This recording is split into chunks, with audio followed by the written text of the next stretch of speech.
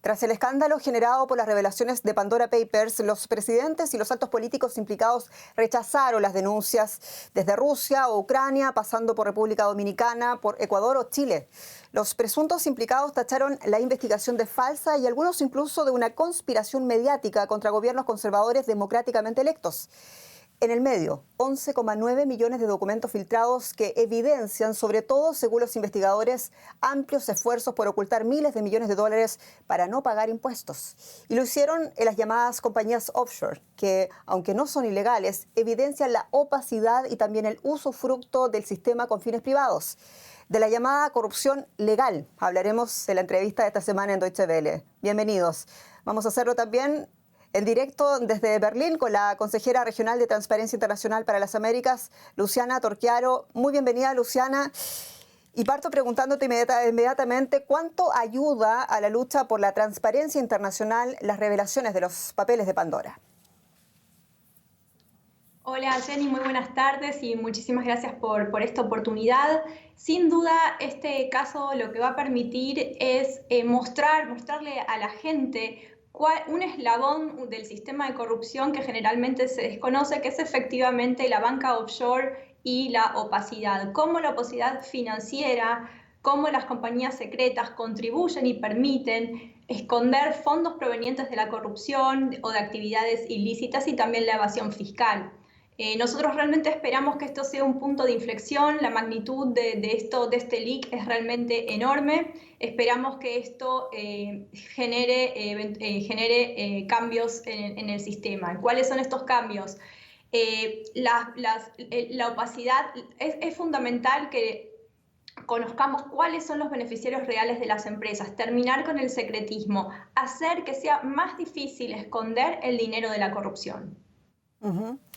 Corrupción legal o corrupción transparente son términos acuñados por algunos investigadores como Dana Howe de la Universidad de Sussex en Inglaterra, autora además del libro Analizando la corrupción, que se ha vuelto muy famoso por estos días. Bueno, y él dice que el entramado de las compañías offshore es el ejemplo más evidente de esa corrupción legal, y lo digo entre comillas, o corrupción transparente, porque no siendo ilegales, muestran las diferentes formas que tienen los poderosos para evadir sus responsabilidades fiscales.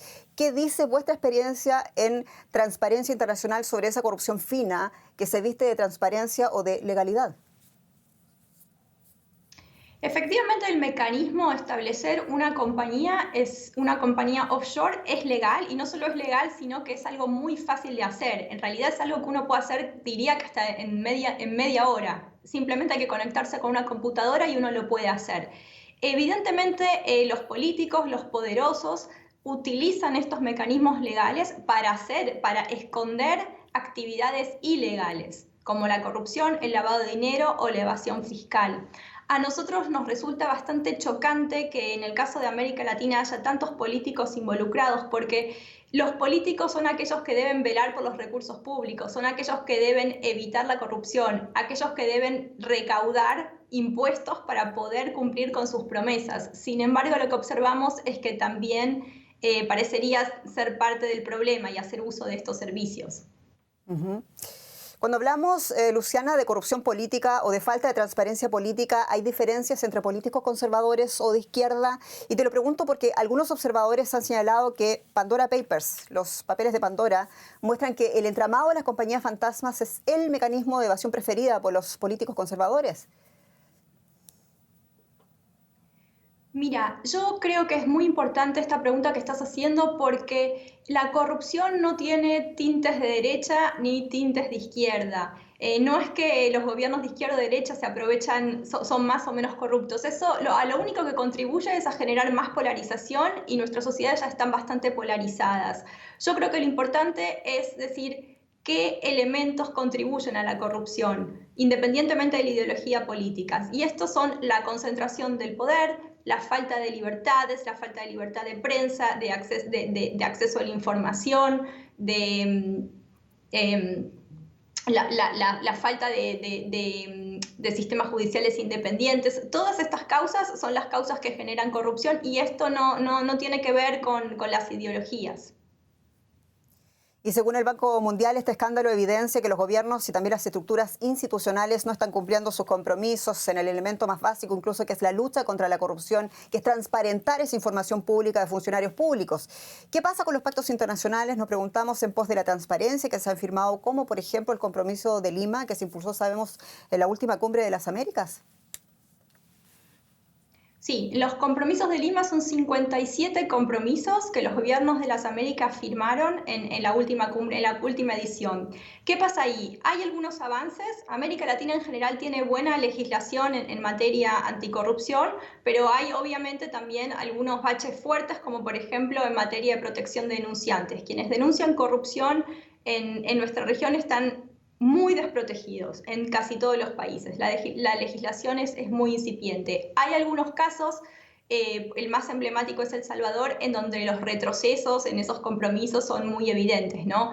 El asalto del Ejecutivo al Poder Judicial de los últimos meses es un caso notable, y también los retrocesos en la implementación de la Ley de Acceso a la Información. Entonces, el continente presenta diversos aspectos, pero sin duda hay algunos países que no están cumpliendo con eso, ¿no? Hablemos, por favor, del caso de Chile, donde el presidente Sebastián Piñera niega vínculos con la compraventa de una mina en un paraíso fiscal de Panamá y, sin embargo, para la oposición, las evidencias presentadas por la BOT y por CIPER Chile son suficientes para presentar una acusación constitucional que, si prospera, podría terminar, dicen en Chile, con el mandato del presidente Piñera. ¿Te parece a ti que la figura del juicio político es una estrategia adecuada hacia una mayor transparencia? Yo en primer lugar creo que no hay una forma estándar de atacar este caso o casos similares. Lo importante es que el presidente rinda cuentas, que se tomen los procesos debidos, libres de ideología e independientes, para poder averiguar qué es lo que pasó, cuáles son las implicancias y en qué medida él está involucrado en eso o no. Si la medida es el juicio político, será la medida que hay que tener, pero evidentemente esta medida tiene que ser proporcional a la investigación que se quiera hacer. En tanto, también se efectúa esa línea paralela en la justicia penal chilena. Sin embargo, la historia es distinta en otros países. Lo que alegan presidentes, por ejemplo, del Ecuador, como es Guillermo Lasso, o de República Dominicana, como es el señor Luis Abinader, es que ya habían declarado estas sociedades o que estaban inoperativas, y califican incluso la información de los periodistas como de falsa. Es decir, tenemos dos versiones contrapuestas de los hechos. ¿Dónde y cómo se debería entonces dirimir esta situación, considerando que en estos países mencionados, Ecuador y República Dominicana, el Poder Judicial allí es fuertemente criticado? Evidentemente, como decía antes, las personas que están involucradas, sean del nivel que sea, presidentes, los funcionarios del nivel que tengan, tienen que rendir cuentas, y para eso es necesario apelar a los mecanismos legales existentes en el país. Los casos que mencionás son muy interesantes porque ambos presidentes asumieron con una agenda anticorrupción muy importante, muy fuerte. De hecho, en Ecuador hace poco se firmó un convenio con Naciones Unidas para avanzar en esta agenda.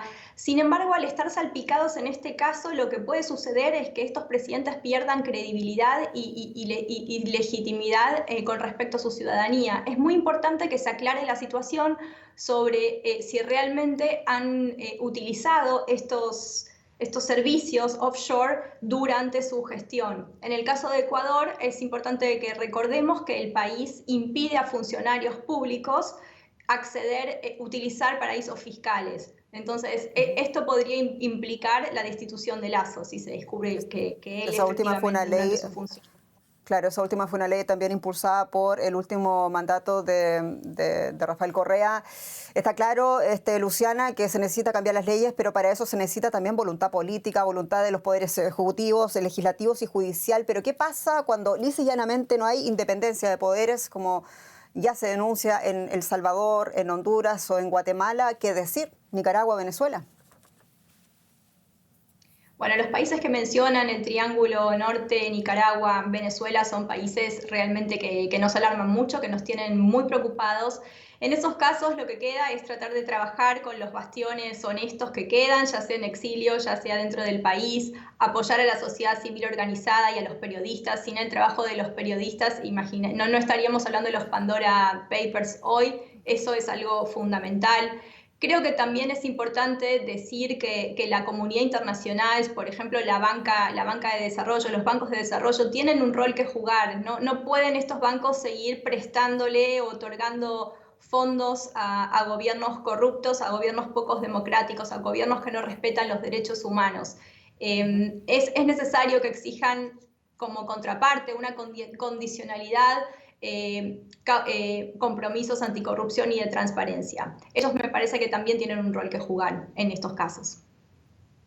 Y uno de los países especialmente afectados por estas nuevas revelaciones financieras es Panamá. Allí algunos políticos locales, incluso el Colegio de Abogados de Panamá, han reaccionado rasgando vestiduras sobre un supuesto plan para destruir la imagen de Panamá en el mundo. Y sin embargo hay que reconocer que ha habido avances desde Panama Papers, del último escándalo en materia de intercambio de información, por ejemplo. Pero ¿por qué no alcanza para liberar a Panamá de este flagelo? Creo que es muy importante destacar que esto no es un complot contra Panamá. Panamá es uno de los tantos países que han sido señalados en esta investigación. También hay paraísos fiscales en los Estados Unidos y en las Islas Vírgenes del Caribe, por ejemplo. Entonces, esto no es contra contra Panamá o contra los panameños o las panameñas, ¿no? Esto tiene que ver con que es necesario cambiar el sistema, es necesario terminar con esa opacidad y es necesario terminar con esa industria que sí, en parte reside en Panamá, de estos estudios de bufetes de abogados, estudios jurídicos, contadores, bancos, que facilitan, que directamente no conocen, no hacen las preguntas que tienen que hacerle a sus clientes, desconocen de dónde provienen los fondos y terminan siendo parte del conglomerado de la corrupción internacional. ¿Y qué nos dices del papel de los bancos a todo esto que lo mencionas bajo el secreto bancario? Hay que reconocer que muchos de ellos, algunos de ellos, incluso aquí en Alemania, se han prestado para lavar dinero y están siendo investigados ahora mismo. ¿Qué podemos decir de la banca? La banca tiene un papel fundamental. Quizás hasta ahora no han sido siempre se señala al corrupto, se señala al juez corrupto y no se señala a la banca, pero lo que nos muestra el caso de los Pandora Papers es que la banca tiene un rol central y protagónico y que es fundamental tomar las medidas necesarias, reformar el sistema, generar más transparencia y que ellos le exijan a sus clientes más información. Es importantísimo que sepamos quiénes son los que depositan esos fondos enormes en esos bancos. Y la comunidad internacional, sobre todo las instituciones que trabajan en las finanzas internacionales, como puede ser el Gafi, son cruciales. Es importantísimo que los bancos forman parte del problema de la corrupción, solo que son un actor medio olvidado por ahora. Luciana Torchiaro, consejera regional de Transparencia Internacional para las Américas, muchas gracias por esta entrevista.